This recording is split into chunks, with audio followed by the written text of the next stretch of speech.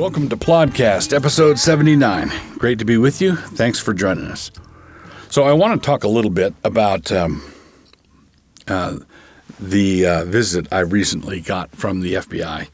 And I want to talk about this because about a week or so ago, I blogged about it. I wrote about this on my blog, and I noticed an enormous spike in my traffic for that day, which indicated a high level of interest in this event.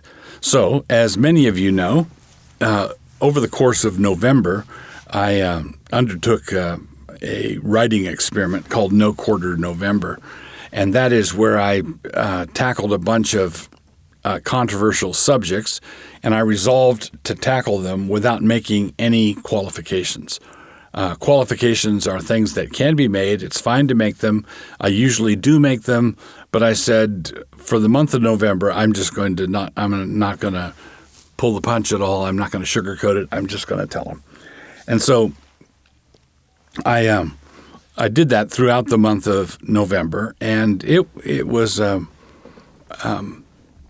good deal. My traffic for that month went up significantly. Many people followed it. Many people enjoyed it. Also, in conjunction with No Quarter November, we Canon Press gave away free titles of ebooks of mine, and a few of my family members. Anybody who wanted could, during a 3 or 4 day window associated with a particular post, pick up a free Kindle version of all these different books. And over the course of November, Canon Press gave away over 60,000 titles of these books. Okay, so that's what I was doing in November. The very first post in November was entitled "Burn All the Schools," and the first paragraph was one in which I quoted H.L. Mencken, who was an infidel journalist, social commentator from the first half of the 20th century. And he said there was nothing wrong with our school system that couldn't be solved by burning all the schools and hanging all the teachers. And so I quoted that in my first paragraph on public education, the import of the post being telling Christians to get their kids out of the public schools. So I quoted that, said some people might think this measure is a bit extreme. You can say I'm a dreamer, but I'm not the only one, that sort of thing. So that was the first paragraph of the first post of a month full of posts. And apparently what happened was somebody read that. It's hard to believe, but not everybody who reads my blog is a big fan. That's just how it works, right? So somebody read that, burn all the schools, hang all the teachers, and they got kind of whizzed up. And at some point, somebody decided to call the FBI. So they called the FBI. The FBI, a few weeks ago, I got a call from a field agent who was on the road apparently, and he asked if I was going to be in the office that day, and I said yeah. And we arranged a time, and he and his companion showed up.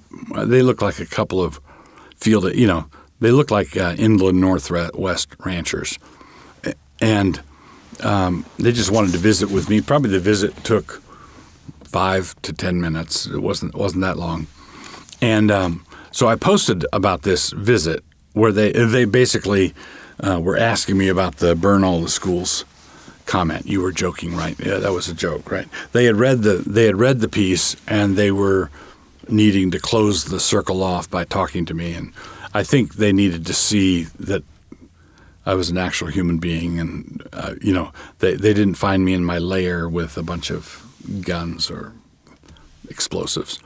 They came into the church office, and we have a receptionist and everything, and my office has books and everything, and so we chatted a little bit. They were very personable and professional, and they were great.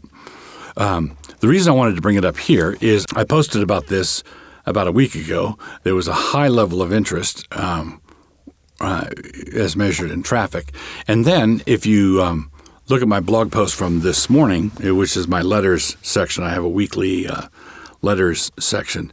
There were many people, comparatively, who wrote in and said, "What are you talking to the FBI for? Why didn't you record it? Why didn't you have someone sit in on this?"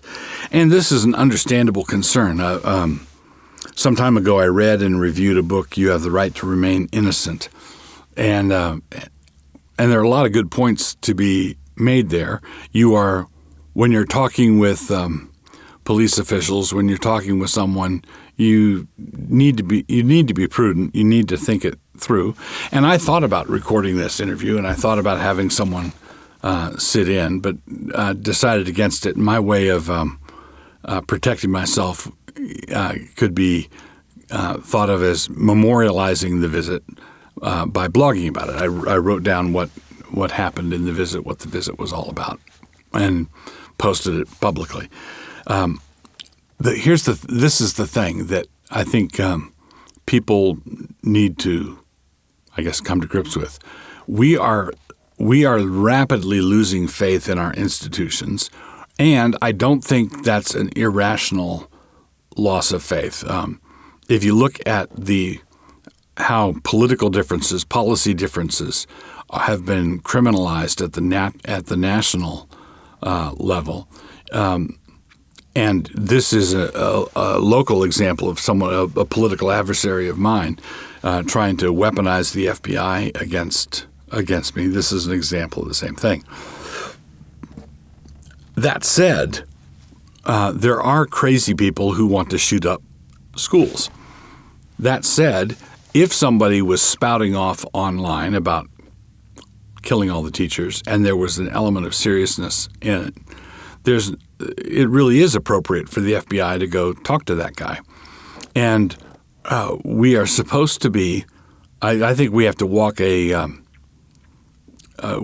in the process of walking a tightrope right now, because our intelligence agencies are, even local police departments that have gone the militarization route, are less and less accountable to people. While at the same time, we need a police force for a reason. In Romans 13, Paul says that do what is right and you don't have anything to worry about, because the magistrate is given the sword by God to punish the wrongdoer and to reward the righteous. So this is something you should play by ear. Obviously, if the cops want to take you down to the station for a little questioning, I do believe you should have an attorney present.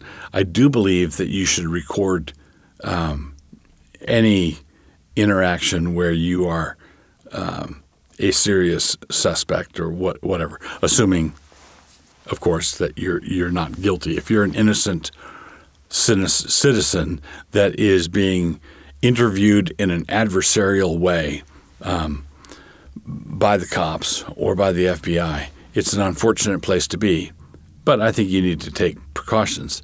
At the same time, I don't think we should be hyper about it. And if a cop pulls you over because your taillight's out and you go the full libertarian, am I being detained thing, who needs that?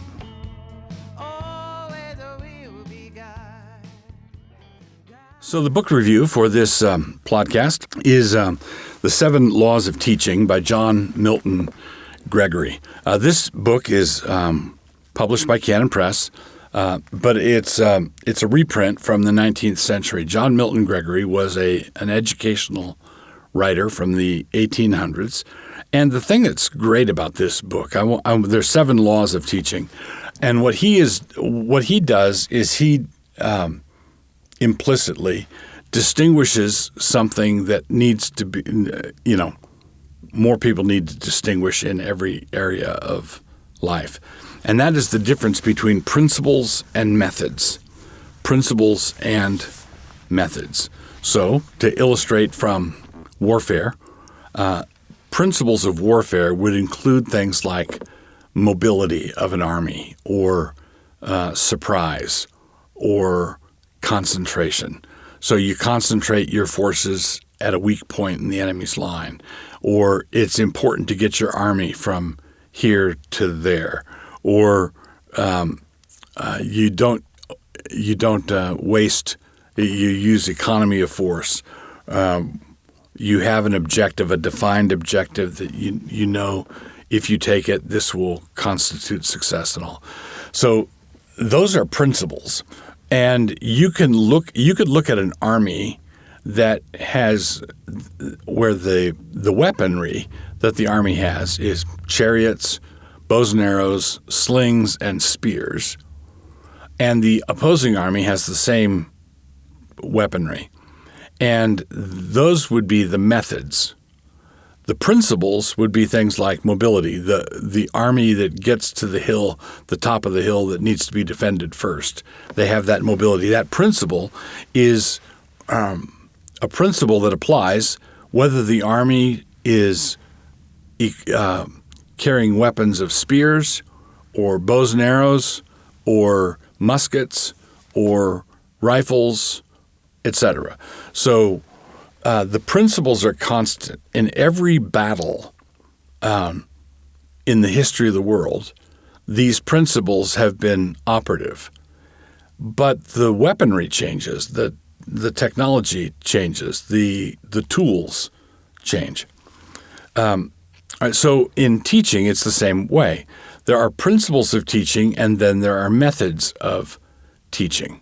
There are principles of teaching, and there are methods of teaching. A method would be in the old days where the students would use a tablet and a stylus, or when I was a kid, you'd come up to the blackboard and you'd do problems on the blackboard, and now it's a whiteboard. Or students might be doing their sums on a tablet, an electronic tablet or a computer. Those are all methods. And the methods vary wildly, and the methods change. The principles don't change. So to give you an example of one of John Milton Gregory's principles, he says that in order for any instruction to take place, the teacher must explain the unknown to the student in the vocabulary of the known. So the teacher steps into the student's world, takes concepts or words or ideas that the student knows, and assembles them together in such a way as to carry that student into an unknown realm where the student acquires new knowledge. If the teacher, and you will see this happen, and it's a violation of the principle, when a teacher, instead of instructing the student, when the teacher is showing off or trying to impress the students or the girl students or whatever, and they use a bunch of big words that nobody knows what they mean, and the whole lesson flies over everybody's head. Well, in that case, instruction did not occur because of a violation of the principle. So if you violate the principle, you're going to have a breakdown of instruction. So for every homeschooling parent, every homeschooling mom, every homeschooling dad, every teacher who is starting out their career in teaching, or even experienced teachers who want to up their game and want to pick it up a step, I strongly recommend the 7 Laws of Teaching. The 7 Laws of Teaching. Canon Press has republished it. You can order it from them. It's a good business.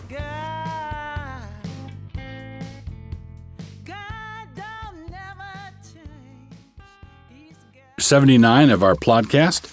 We are to our hamartiology section. Hamartios is the Greek word for sin, and we're studying all the different words for sin in the New Testament in Greek. In English, the word fierce can represent virtuous characteristics or the opposite. A fierce opponent can refer to the guy playing across your son in a high school basketball game, or it can refer to a terrorist trying to blow things up. In the New Testament, the word is Anemoeros, and its one use refers to an implacable opposition to good. So in English, fierce can go either way. A fierce opponent can just be someone who's playing hard, or a fierce terrorist can be someone who's implacable. In 2 Timothy 3:2 and 3, this is the place where it occurs. For men shall be lovers of their own selves, false accusers, incontinent, fierce, despisers of those that are good. So this ferocity in the New Testament is, by definition, opposed to everything that is good. Anemoeros.